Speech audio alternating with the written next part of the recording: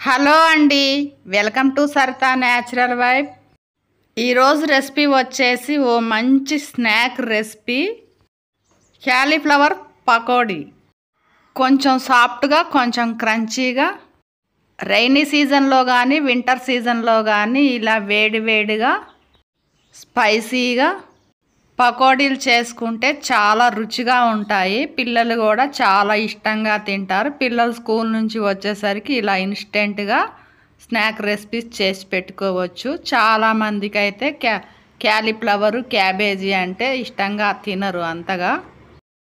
అలాంటి పరిస్థితుల్లో ఇలా స్నాక్ రెసిపీస్ చేసి పెట్టడం వల్ల చాలా ఇష్టంగా తింటారు.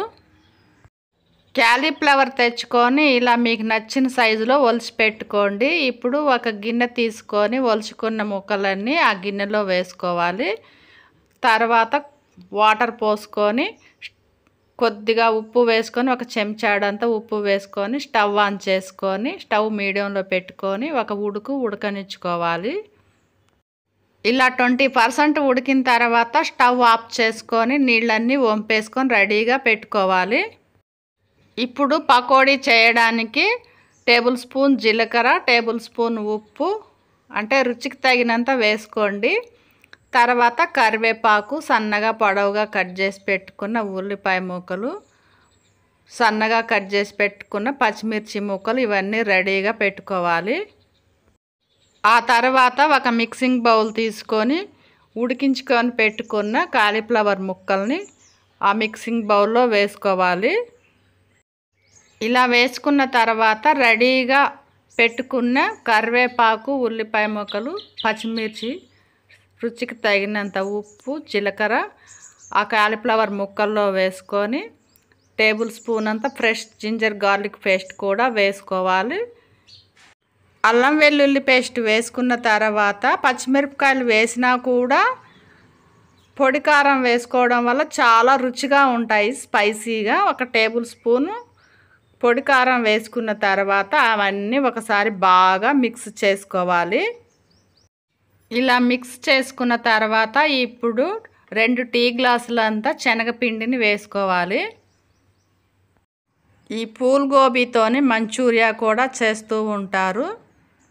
2 టీ గ్లాసులు శనగపిండి పోసిన తర్వాత ఇప్పుడు 1/2 గ్లాస్ అంతా వరిపిండి కూడా వేసుకోవాలి. కొంచెం క్రంచీగా చాలా టేస్టీగా ఉంటాయి. అది మీకు నచ్చితే వేయండి, లేదంటే స్కిప్ చేయొచ్చు. శనగపిండి, బియ్యం పిండి వేసిన తర్వాత కూడా మళ్ళీ ఒకసారి బాగా కలుపుకొని ఆ తర్వాత కొద్దిగా వాటర్ పోస్తూ పకోడీలు చేయడానికి అనుకూలంగా ఉండే విధంగా కలుపుకోవాలి. ఈ విధంగా కలుపుకొని రెడీగా పెట్టుకోవాలి. ఇప్పుడు స్టవ్ ఆన్ చేసుకొని కళాయి పెట్టుకొని డీప్ ఫ్రైకి సరిపడా ఆయిల్ వేసుకున్న తర్వాత పకోడీలు వేసుకోవాలి. ఈ కాలీఫ్లవర్తోని ఏ రెసిపీ చేసినా చాలా రుచిగా ఉంటాయి. క్యాలీఫ్లవర్ పకోడీ, క్యాలీఫ్లవర్ మంచూరియా కూర, ఇన్స్టెంట్గా క్యాలీఫ్లవర్ పచ్చడి, ఇలా ఏ రెసిపీ చేసినా చాలా రుచిగా ఉంటాయి అన్నమాట.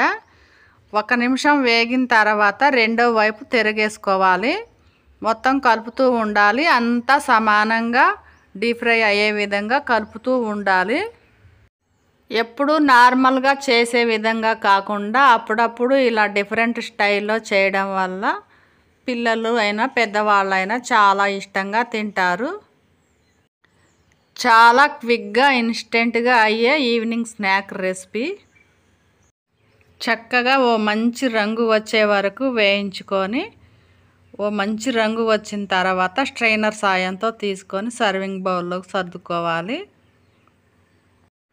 ఎంతో రుచిగా ఉండే క్యాలీఫ్లవర్ పకోడీ. ఈ వీడియో మీకు నచ్చినట్టయితే లైక్ చేయండి, షేర్ చేయండి, కామెంట్ చేయండి, సపోర్ట్ చేయండి. ఇలా ఒకసారి తీసుకున్న తర్వాత ఇక మిగిలిన పిండిని కూడా అదే విధంగా పకోడీలు వేసుకొని డీప్ ఫ్రై చేసుకోవాలి. ఎంతో రుచిగా ఉండే cauliflower pakodi. Winter season, rainy season evening snack recipe cauliflower pakodi. Thank you for watching.